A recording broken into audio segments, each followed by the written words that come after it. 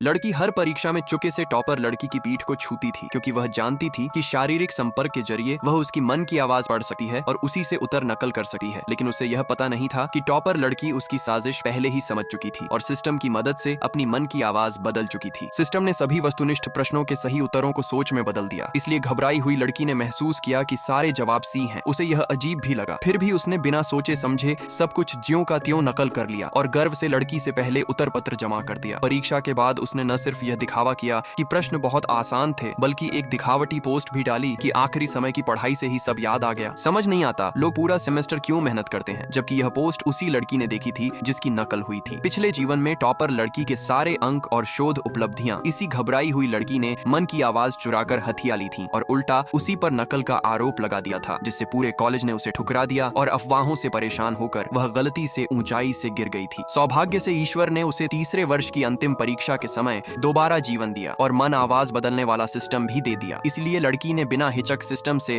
अपने सभी सही उत्तरों को गलत में बदल दिया और घबराई हुई लड़की ने वही गलत उत्तर नकल कर लिए। उसे इसका एहसास तक नहीं हुआ। परीक्षा के बाद वह फिर से सहपाठियों के सामने अपनी आसानी का घमंड करने लगी। तभी उसने देखा कि टॉपर लड़की अपने बॉयफ्रेंड से संदेश कर रही है, तो वह जानबूझकर आगे बढ़कर उसकी जानकारी टटोलने लगी, सोचकर कि अगर वह अमीर हुआ तो उसे छीन लेगी। समय रहते लड़की ने सिस्टम से बॉयफ्रेंड की छवि मोटे और गरीब की बना दी, जिससे घबराई हुई लड़की ने इरादा छोड़ दिया। इसके बाद उसने देखा कि लड़की एक शैक्षणिक प्रतियोगिता में भाग लेने वाली है, तो तुरंत सुझाव दिया कि वे टीम बना लें, यह कहते हुए कि पहले भी लड़की उसी की नकल करती रही है। यह सुनकर लड़की को गुस्सा आया और उसने साफ कह दिया कि नकल कौन करता है यह उसे अच्छे से पता है। लेकिन घबराई हुई लड़की ने बेहयाई से कहा कि उसमें जन्मजात प्रेरणा बहुत है और विचार अपने आप आ जाते हैं। उसके साथी भी चापलूसी करने लगे और लड़की से माफी मांगने को कहा। जब घबराई हुई लड़की ने उसे मारा तो टॉपर लड़की ने कहा कि यही उसका माफी मांगने का तरीका है और चेतावनी दी कि वह उसकी नकली प्रतिभा उजागर कर देगी। इसके बाद लड़की को गाइड का ईमेल मिला और वह संतुष्ट होकर चली गई। घबराई हुई लड़की ने सोचा कि लड़की की हर उपलब्धि अंत में उसी के काम आएगी। वह उसका पीछा करती है और जान लेती है कि प्रतियोगिता जीतने पर सीधे शोध में प्रवेश मिलेगा। लालच में आकर वह लड़की की रिसर्च चुराने की योजना बनाती है। वह नकली दोस्ती दिखाकर उसके दिमाग की संरचना जानना चाहती है। लड़की उसकी चाल समझकर जानबूझकर 5 साल पुरानी पुरस्कार प्राप्त रिसर्च का ढांचा बता देती है, जिसे वह पहचान नहीं पाती और पूरी नकल कर लेती है। प्रतियोगिता के दिन वह शब्दशः वही पढ़ देती है, यहाँ तक कि असली लेखक का नाम भी बोल देती है। और जब जज सवाल करते हैं तो वह समझती है कि वे उसकी प्रतिभा से हैरान हैं, जबकि असल में वही जज उस रिसर्च के असली लेखक होते हैं और उसी पल उसकी साजिश पूरी तरह उजागर होने वाली होती है।